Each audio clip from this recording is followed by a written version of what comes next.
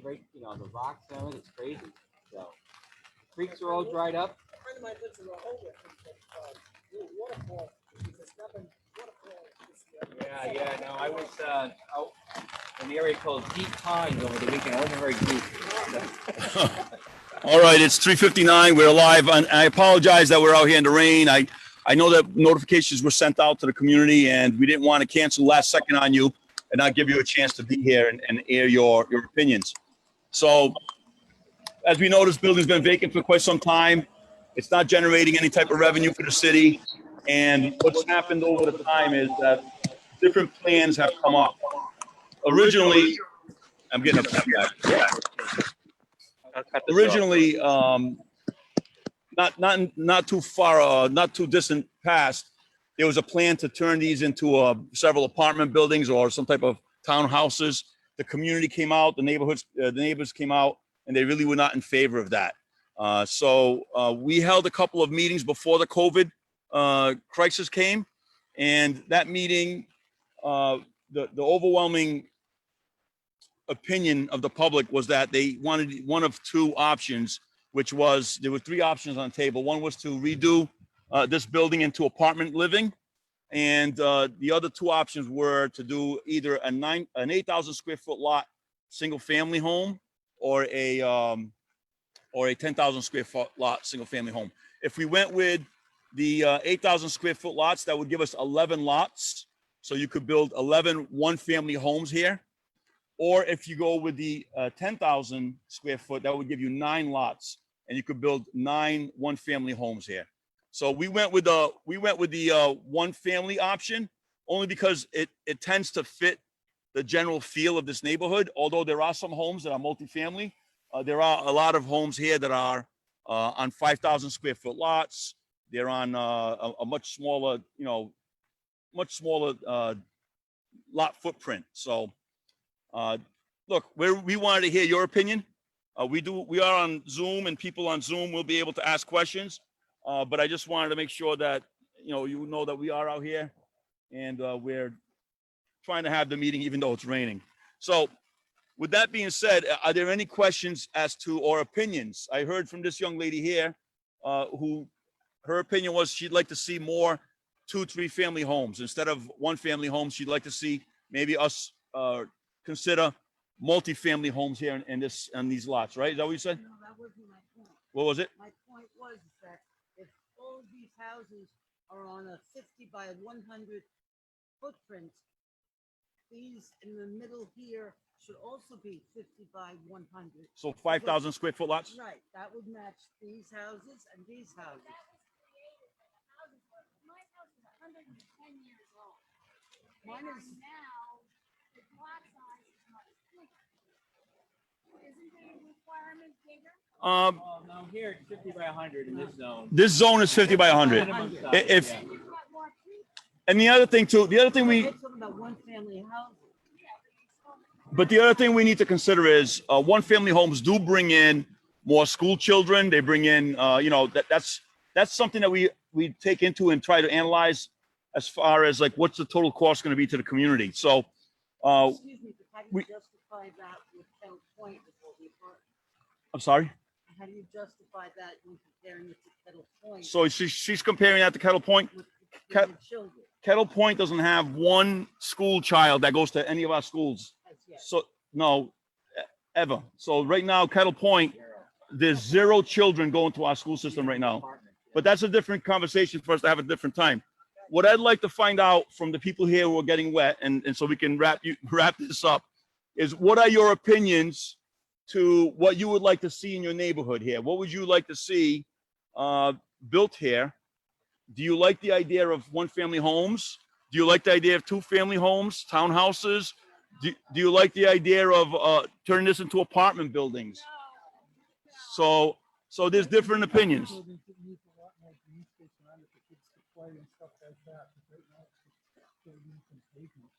So if you're gonna have apartment building, a lot of these, you have to be segregated, so people aren't stuck in a building that's only in the street and doing it someplace. Plus, then you've got a parking issue when people go to visit So in the apartments. Then you've got a big, huge parking issue.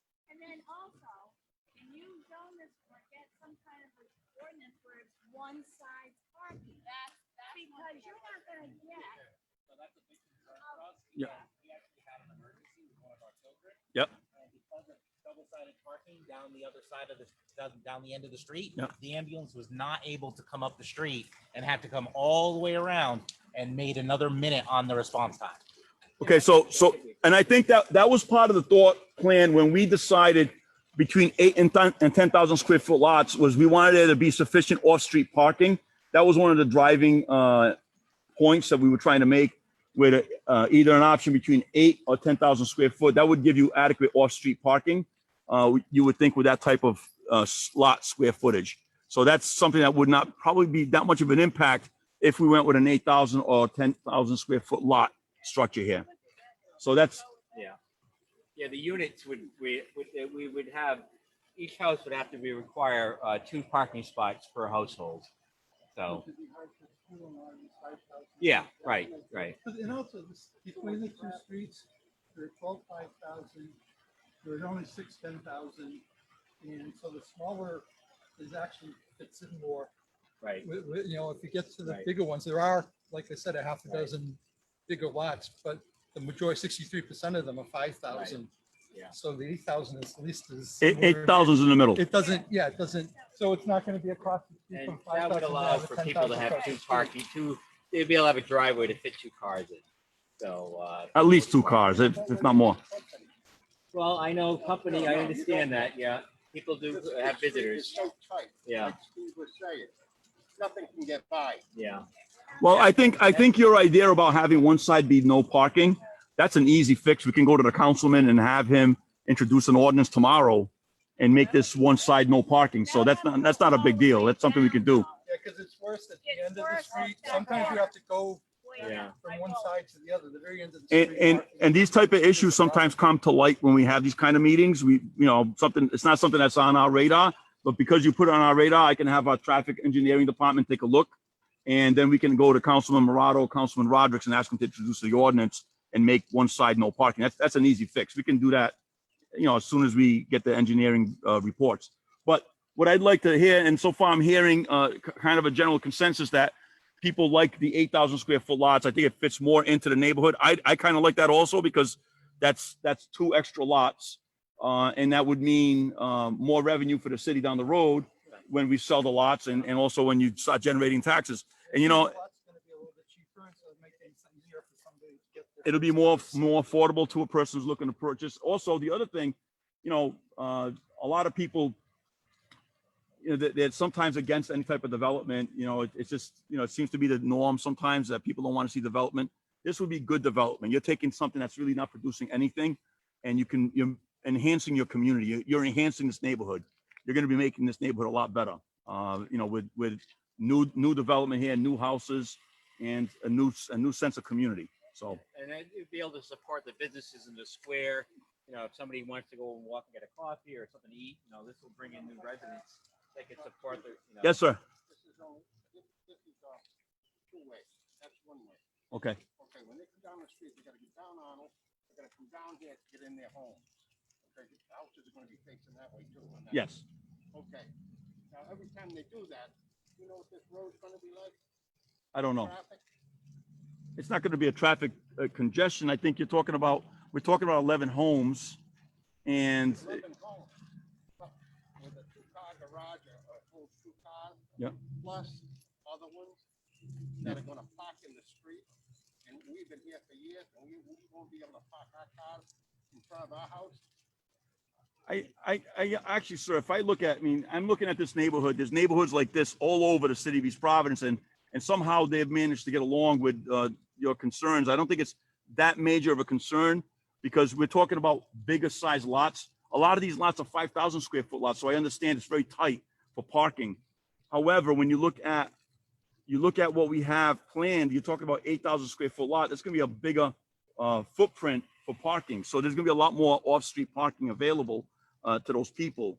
So I think that's going to be a huge help. And just to be, I'm not against the 10,000 because I have one of the 10,000. Yeah. But I do think that the 8,000 would this better Yeah. You know, 'cause Now, another question, the layout of the houses, I mean, is it gonna be like a cul-de-sac in here, is it gonna be a couple of streets? No. Back to back. Yeah, Back to back. Yeah. Matter of fact, Patrick, if you don't mind, the question is, what would it look like? Can you bring up the 8,000 square foot lot image so people can see? Sure. Patricia, you can see the questions that are being asked, correct? So then you can bring those up. Yes, Mayor, that's correct. Once you're ready, we have quite a few questions in the queue. Okay, good. Patrick, if you can share your Yeah. screen and show people how are you, sir? Good. And it looks like it's slowing down in the rain. I think we did a little anti-rain dance here a little bit. Is the screen shared? Not yet. No, I don't see it. I'm trying, working on it.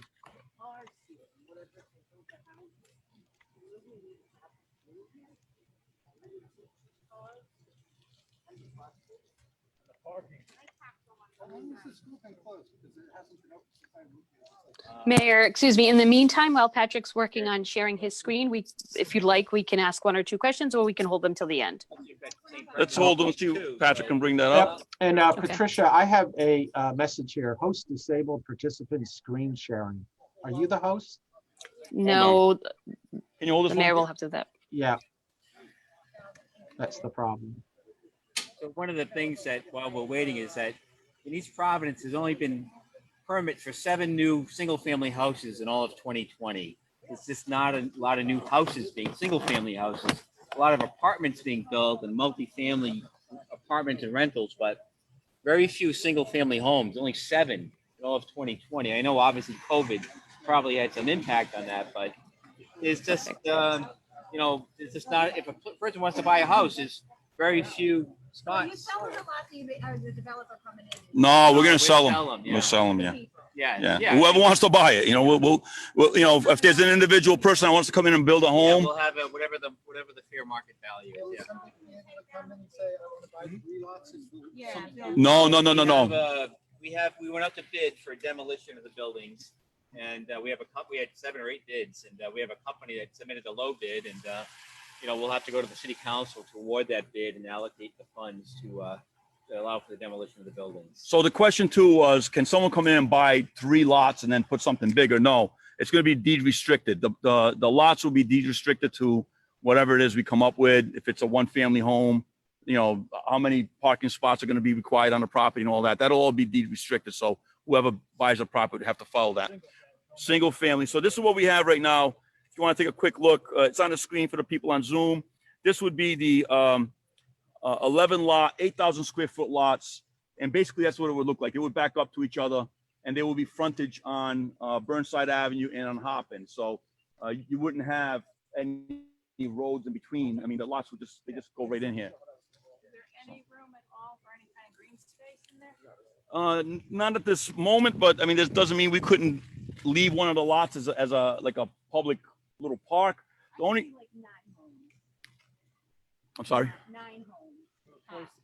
Well, not 9 homes. You come out. You're coming to the 10,000 back to the 10,000 square foot lots. What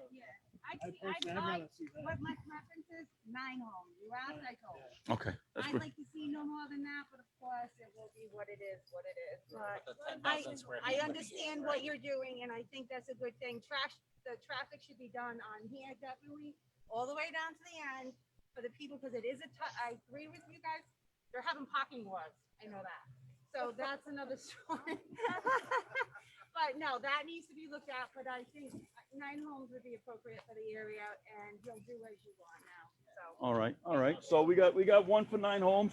Let me ask. As long as also that driveway can fit 2 cars, because there's no home that does not have, Yeah. I don't want condos, I don't want, And I think that's what we're looking at is we want to go with less density. And we had a couple of meetings before this COVID. you said less density, 9 homes would be perfect. So we'll take a look at You said that. it for yourself. We'll take a look How at that. perfect was your speech? All right. So let's see. We've got some questions. Put in there. But she got me good. So let me see. We got some questions from the public. Patricia, you want to ask the questions and then we can try to get an answer. Sure, Mayor, we have quite a few. So why can't there be 5,000 square foot lots? This would be more affordable and more consistent with the surrounding lots. Isn't that a minimum building requirement is like 7,600? I don't know what this area, I believe, is zoned to allow for 5,000 square foot lots. That's an option. That's an option, but I think what the community has said loud and clear is that they'd like to see in this particular neighborhood, because it is a tightly packed neighborhood, they'd like to see less density in this particular section. Tell her you said it as well. And we also, as a city, we're looking at, what's going to be the fiscal impact. We know that one family homes generally bring in families with children, and that's going to, eventually impact our schools. So if you went with 5,000 square foot homes, we would end up with 18 lots, and that would be, Beyond the demolition and everything. that'd be, We even paid the $250 prior to put money into that for that to be the school department. We took them out. Yep. We were gonna sell the lot. So actually, all in all, with 9 houses, you're making your money. all right. I think we have a vote for 9 houses. What's the other question, Patricia? So moving right along, we have a question. Can we allow accessory dwelling units, a family plus grandma, for example, where grandma will have her own kitchen, but it isn't far? Similar to an in-law, I'd imagine. That's something that can be discussed at a later time, but yeah, we haven't given that much thought, but if it's not going to change it from from a single family to a multifamily, as an in-law apartment, is that what you're talking about? You probably would need the bigger lots. Yeah. Okay.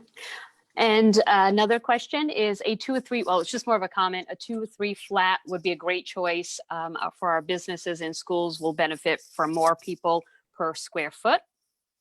And I do hear a lot of times people saying, and it makes sense. Rory, I think is that Rory there? I can't tell. Rory Miller, who was actually doing a great job with the Buckets building. Have you guys seen the progress going on there? That's this gentleman right here. He's doing that work. And the thought process is the more density you have in neighborhoods, the better it is for businesses surrounding that density, right? But at the same time, you also want to keep the current feel of a neighborhood without making it completely different by adding a lot of density. So that's the couple of the things that we fight with, the things that we're trying to decide.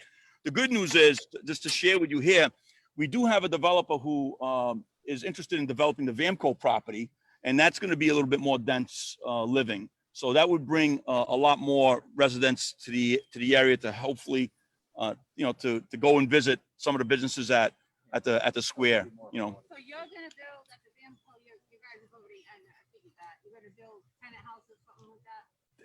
It's gonna be owner occupied. We're looking at owner occupied townhouses. It's gonna be really nice.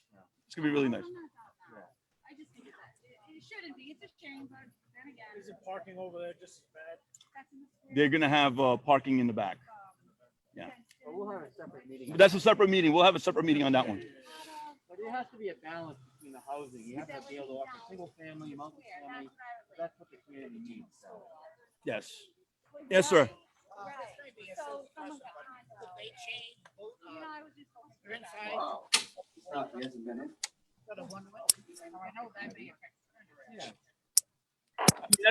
That's something we'd have to take a look at and to see the benefits. Yeah, I can't see why not. Yeah. Yeah, we could take a look at that. And that could be part of the whole overall development of what's going to happen here is reassess the directions on the roads. Why is that a one-way there? Is there a reason for that? Was it because there used to be schools? Yeah.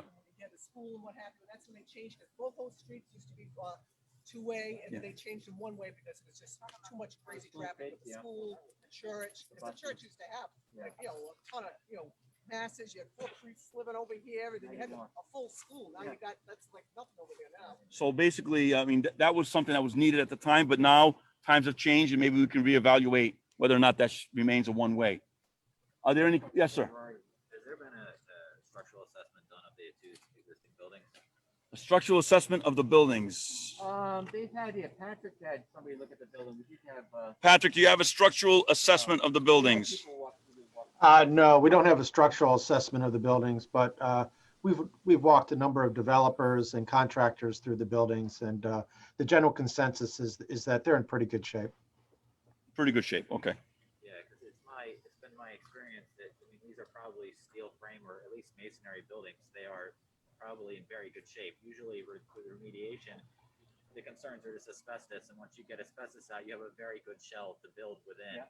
And so I'm wondering, has there been any thought given to adaptive reuse of these buildings? You have a huge amount of parking on these lots as is. We've already discussed that. I'm sorry, I came late. I know. Now, this is a That's not year-long what, and that's conversation. been over like 2 years conversation. See, we didn't want that. Yeah. And then they Well- were gonna build 32 condos. Don't want that Yeah. either. Right. So I'm, I also live in this community, and I have some businesses here, and we've looked at, there's a lot of data that points to the more density that you have, the more it creates the vitality and the possibility for businesses to exist. If we have, for example, as I've mentioned this before, but if you have We already know that. if you have 8 single family, maybe not everyone does know it. If Yeah, we go ahead. develop this with 8 single family homes or 10 single family homes, you'll add about 5 full-time jobs to this immediate area, okay? Which could be one small storefront, which would be a great thing, right? To have one more empty storefront brought back to life, whether it be on Willett Avenue or whether it be on Bullets Point Avenue. It would be a good thing for the community. If we looked at other alternatives where, for example, if we had, instead of 8 units, you had 16 units, then you're adding double that amount of jobs and you're taking more blight out of the community. When you look at a holistic approach of the entire community and the vitality of creating jobs for people who live in this community and taking blight out of existing buildings, there's a strong economic case. There's also been there's from a cost basis, cities benefit substantially from adding moderate density to their infrastructure. It's cheaper for them to service, it's more environmentally friendly, and it also creates cost savings, as we talked about school-age children. When you develop a single-family homes on average, in a typical scenario, now of course there's outliers in both, but in an average scenario, a city breaks even on cost for single-family homes because you're attracting more school-age children. However, when you create more apartments, you bring in less people that have school-age children, which actually creates cost advantages for the city. So cities typically profit on the development of apartments. It's usually about $1,500 a year that they net ahead when they develop apartments, whereas they usually either break even or lose a tiny bit on the development of single-family homes. Which, anyways, these are, it's getting into the nitty-gritty of this and that, but there's real cost. When I look at this area, and this being so close to our commercial town center, I think when you build something like this, anything you build, you think of it, that's a 50-year investment at a minimum. And we know a lot of these houses are older. We could be talking about a 100-year investment.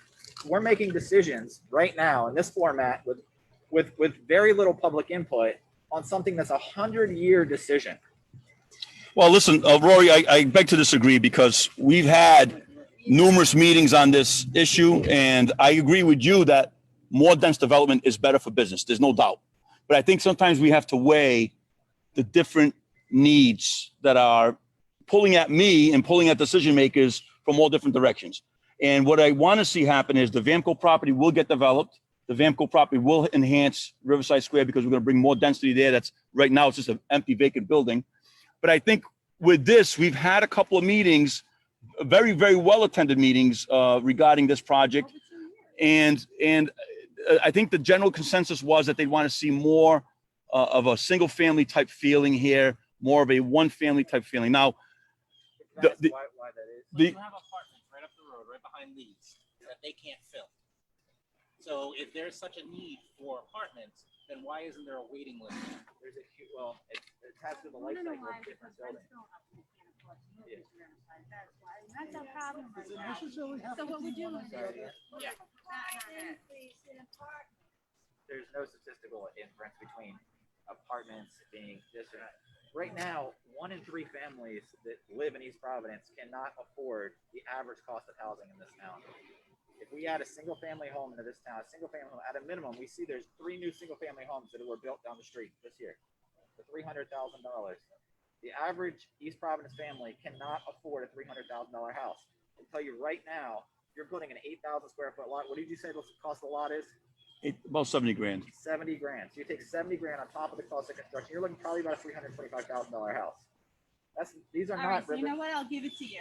Do the 5,000. Do the 5,000 lots. There you go. I mean, right Add now, some more the real density. estate is through the roof. If that's what- Rates are low, You know people are what they're doing. refinancing, And you know or what if they're trying to buy now, but I'll tell you, people are going up, anywhere from 10 to 20 over asking, and it's actually crazy. Kathy is a real. Kathy's a realtor. For those of you who don't know, and I've spoken to several realtors that East Providence right now, they can't keep houses on the market. There's a high demand for single family homes, and Bill mentioned it earlier. There's only been in the last year seven permits issued for single family homes in the last year, which I think is really low. I mean, we have to give people options. I think apartment living is something that really does benefit our city, and we supported a lot of those projects. We have a couple of projects. Yeah. We have the Bull Point project that's almost wrapping up. Excuse me. So- Where do you actually live? I live down On the terrace. Oh, down here. I find the terrace. all right, let's not get like that. Let's not get, we're trying to talk. No, it's just the point where people, I understand where you come from, and I'm not doubting you one bit. You're absolutely right. And you acknowledged us. We've taken that knowledge and we've run with that. So there you go. Give and take. From your point of view as a business owner, you may sell out in 10 years. We'll still be here.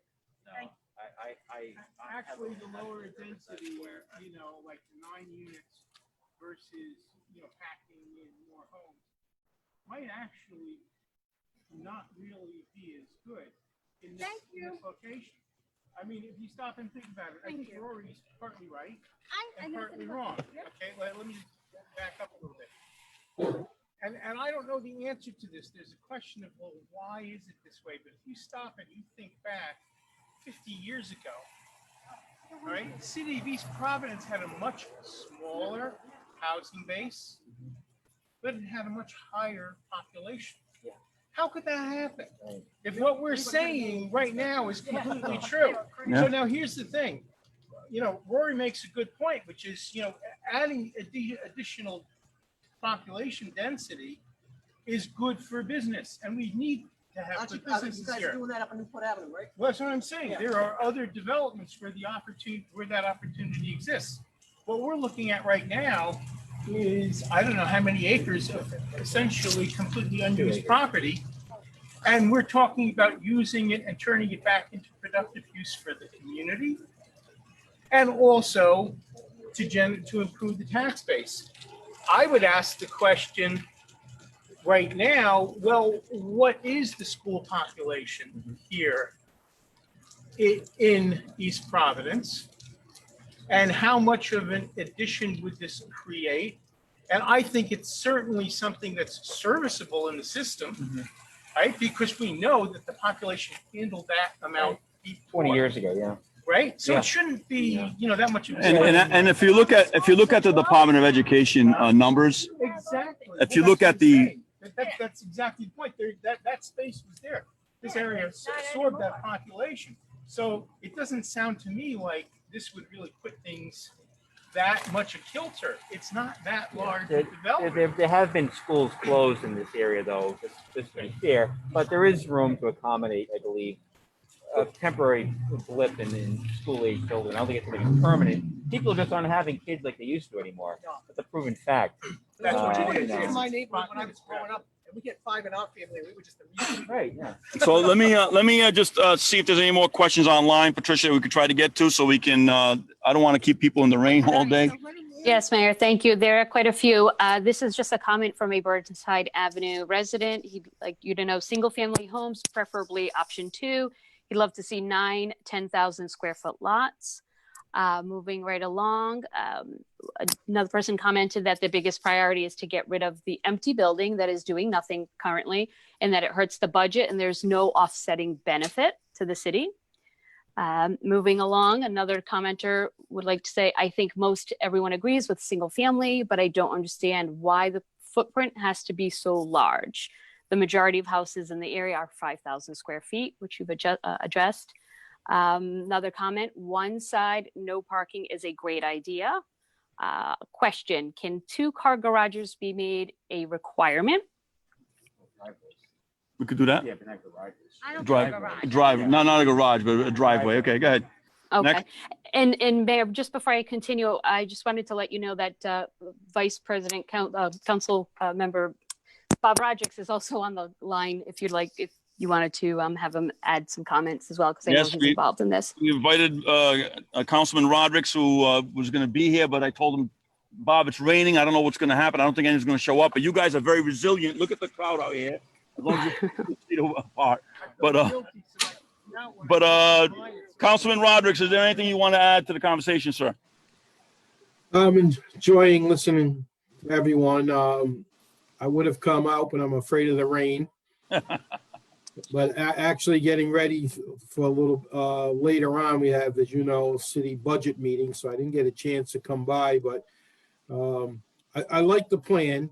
However, it gets refined, however many houses or the size of the lots, I think we can work that out. I used to work in those 2 buildings for many a year, and I think it's time that they come down, that it's an eyesore in the area.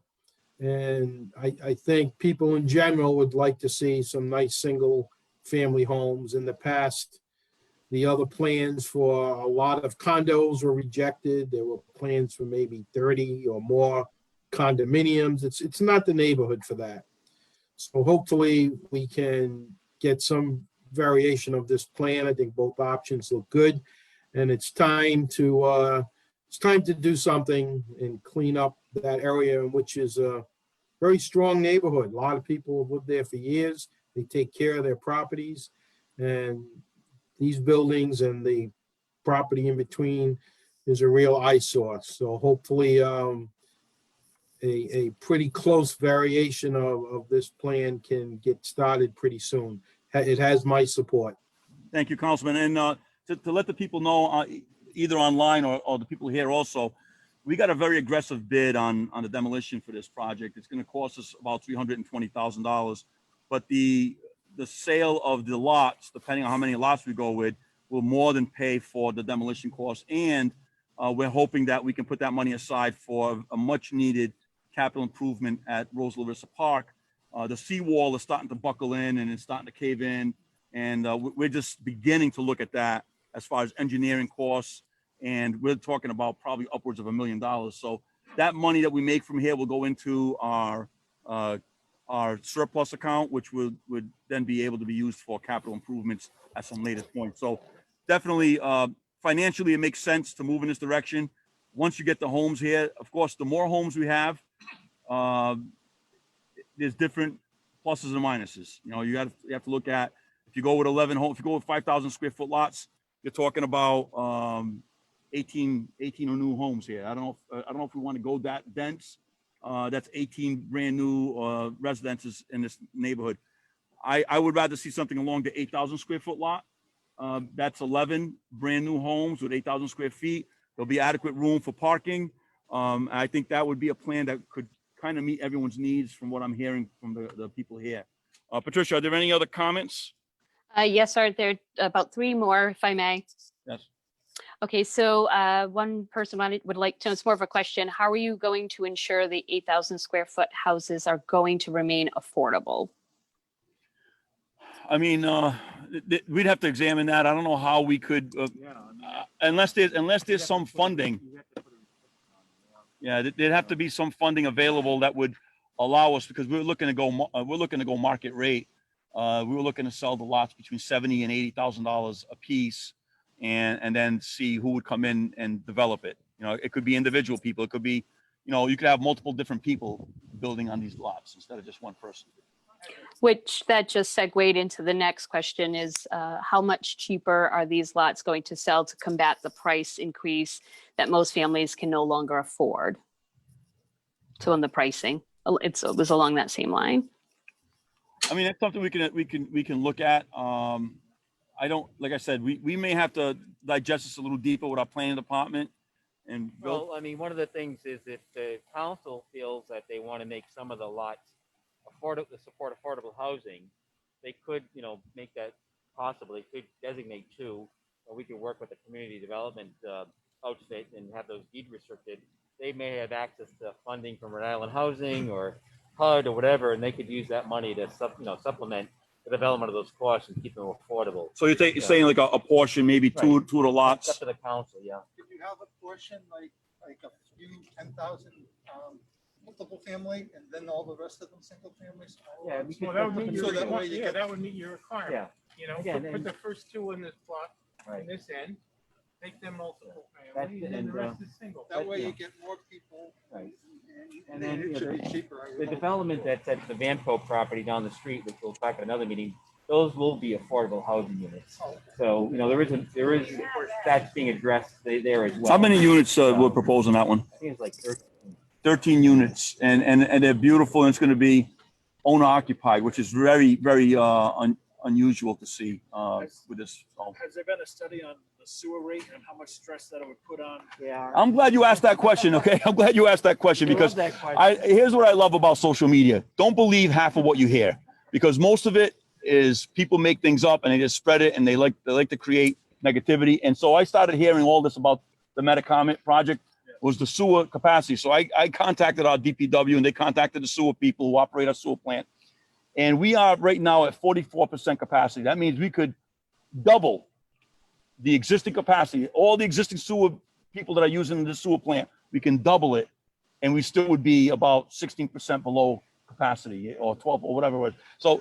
So we are not at near capacity. We're far from that. Leonardo's Farm, development, and also the one in Newport Avenue. Right. Now, Newport Avenue, I believe, goes to, don't forget, part of our city goes to Narragansett Bay Commission. A lot of people don't realize that.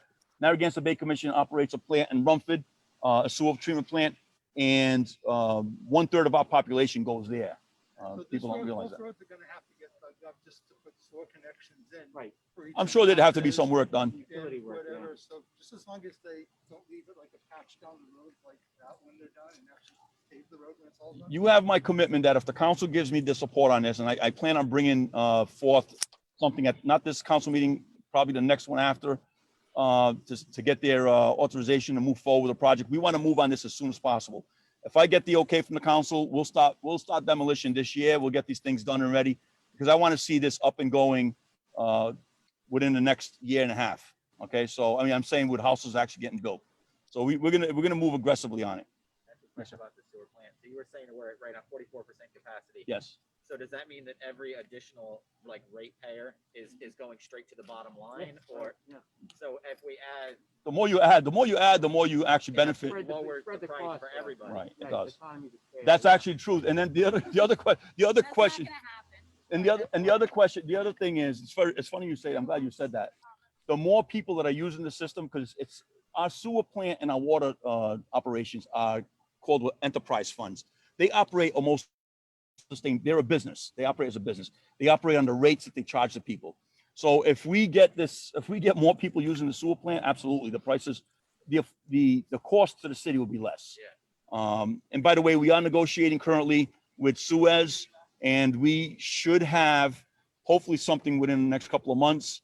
It's been a long process back and forth. It's been over a year in discussions with them, and we hope to have something that's going to save us a few $1 million over the life of the contract.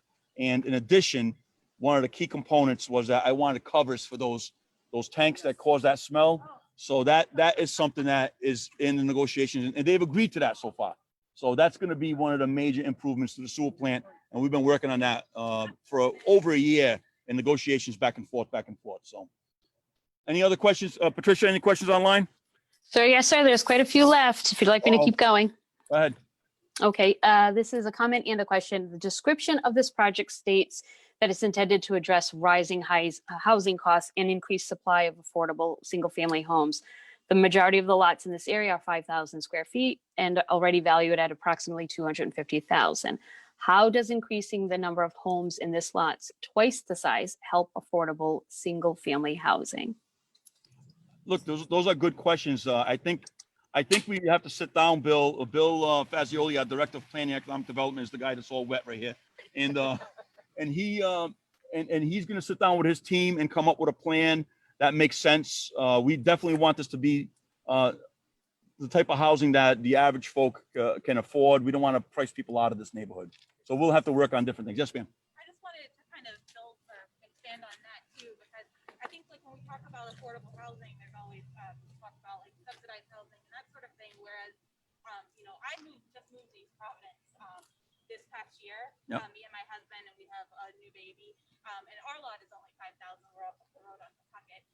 We wouldn't qualify for something like subsidized housing, but we wouldn't be able to afford a $10,000 lot either. So I think like it would be really good to have more opportunities for young families like me that are just getting their first new home to be able to afford a lot in this area.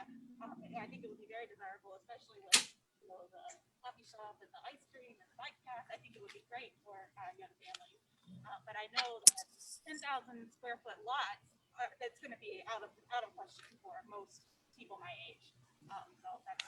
And you know what? We can discuss this because I'm hearing a lot of that from a lot of different people. They want it to be affordable, market rate or below market rate. We're not talking about, you're not talking about Section 8. You're talking about a struggling young family. And I know you're an attorney, correct? Yes. So she's got her school loan. She has a student loan. She'll have those for the next 20 years. So it's hard for people, young professionals, to find affordable housing. So I like what I'm hearing here today. And if it means we don't make as much money on the land sale and, and maybe we just break even with the cost of demolition, that's all stuff that we can discuss. And we can talk to the council about that. We can talk to our planning department.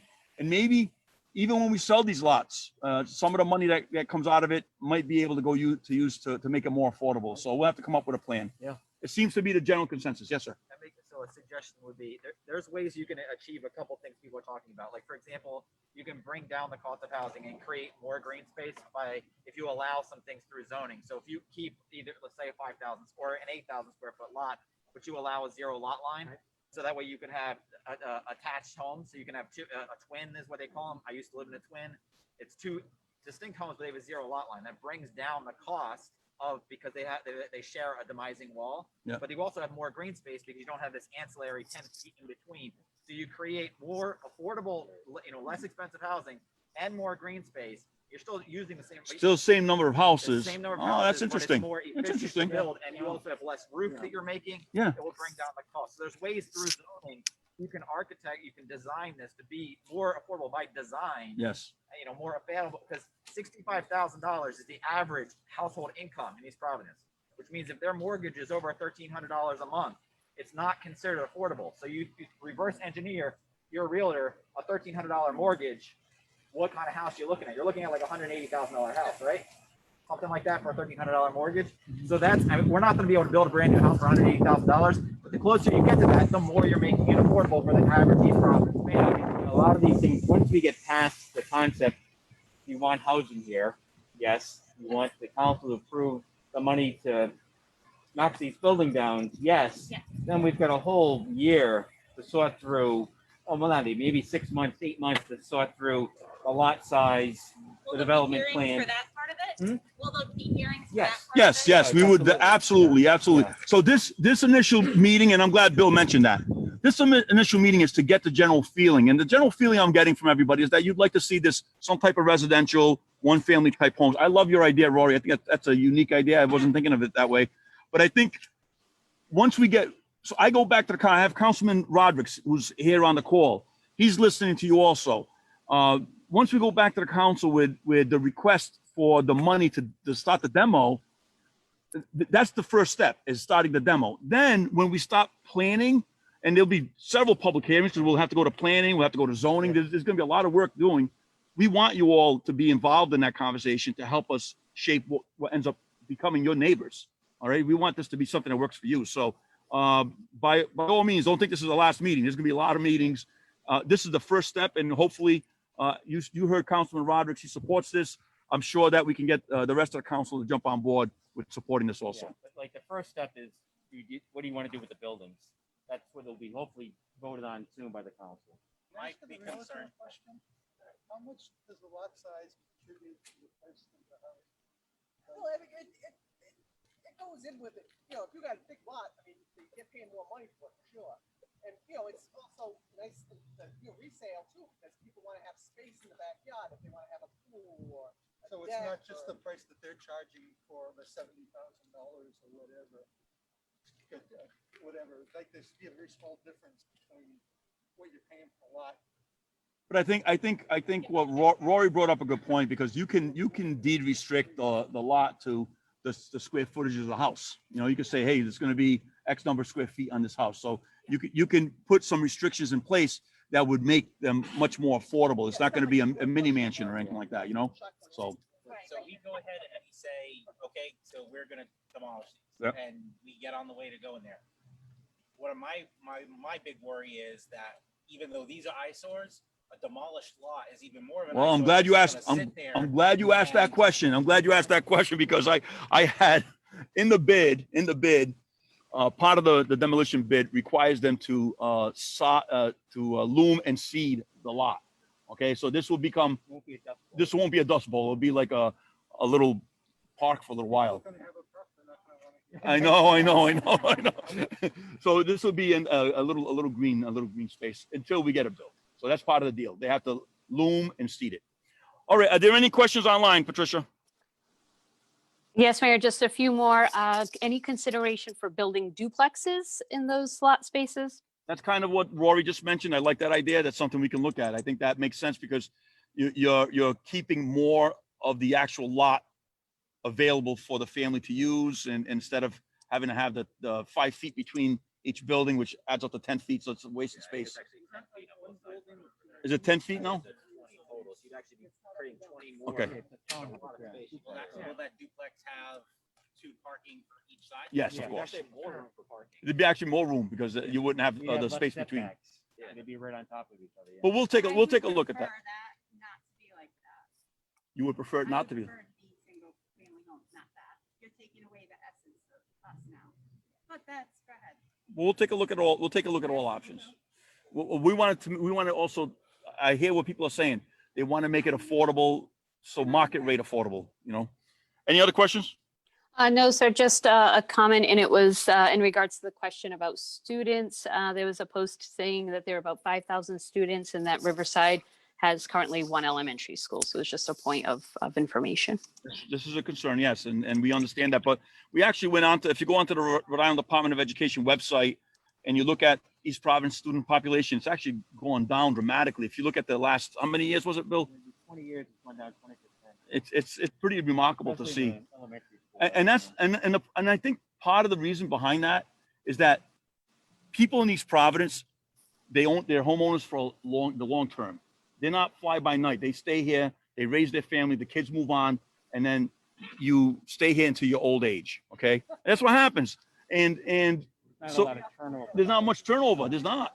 I mean, our demographics, we have a much older population demographic wise, and you know, that's not a bad thing, but that's why our numbers in the school department, you know, keep going down year after year after year. The other reason why building these apartments, like what Rory's doing over at the Riverside, how many apartments are you building over there? There's going to be 7 new apartments at Riverside Square. There's young professionals, like this young lady here who just graduated from college and she's an attorney.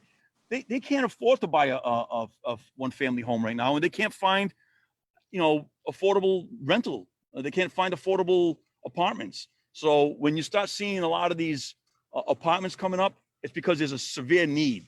There's that whole generation of her age that can't find a place to live right now. They come out of college, they've got their careers in line, and they can't find a place. So it's good that we're building that. I appreciate what you're doing, Rory. Any other questions? Councilman, do you want to say anything else, or we can wrap this up? I think we're pretty much soaked. Yeah, I think this is a good start. Thank you. Patricia, no more questions then? No, Mayor, it was just a few comments, the same topic about affordability, that just the consensus that, you know, those lots could be made affordable. Well, it sounds like that seems to be the general consensus. So we'll work on that. We'll work on a plan to make that affordable. So we'll come back to you guys when it's time for us to really subdivide it.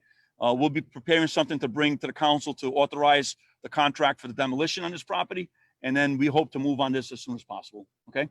Thank you, Councilman. I appreciate your time. I know we have a council meeting tonight. Patricia, Patrick, and I appreciate you guys jumping on the meeting. Take care. Thank you, Mayor.